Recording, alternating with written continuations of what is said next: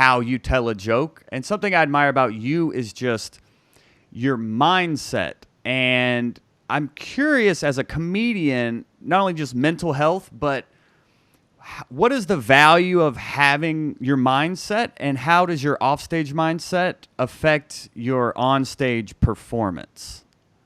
Oh man, that's a good question. I'm gonna try to take my time with, if you don't mind. Absolutely. Um, well, it kind of came to me pretty early in comedy from going to open mics. I would see different types of styles, and I would see people, especially when I started, it was during, the Bush years, and people loved to do politics jokes then, and they loved to just make fun of him and rip him apart. And I would see these acts, and I remember seeing one guy in particular. He seemed so angry and so like really invested in it. And then I see him off stage, and I was like, "Wow, like, oh, you really get so angry about that? I mean, that must suck." Not that sucked. I was like, "But that must be hard for you to live with."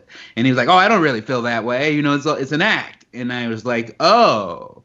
Well, then why did you do it? That's how I looked at it. And I looked at the job, and I understood that it wasn't always improv. It wasn't coming up with a new joke every time you went on stage. You might work on some wording, you might change things up, but a lot of times, you're working on your act over and over and over again.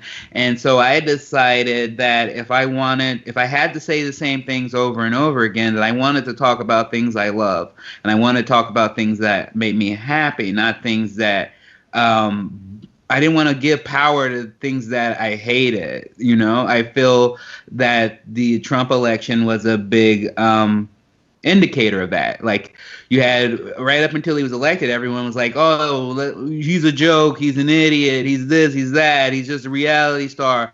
But I could tell just from the amount of talk in the universe, it was all about him. Whether it was negative or positive, it was about him. And to me, when you do that, you give that entity a lot of power. And so I wanted to, like, if I want to bring power to things, I want to bring power to things that I love and enjoy, things that some people make fun of, like, pro wrestling or video games or monogamy or whatever, like things that I like and that I enjoy.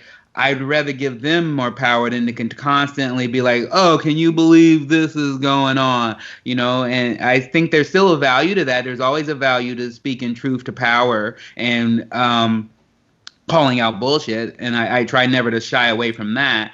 But I didn't want never wanted my stage life and my real life to be far apart from each other. I felt that the most successful comedians and the people who I looked up to were people who would be joking around backstage and then get on stage and be the same exact person. How are you able to, that's something as comedians we struggle with, is like, we want to be funny off stage like we are on stage. How were you able to, like, tighten that gap over time? Preparing less.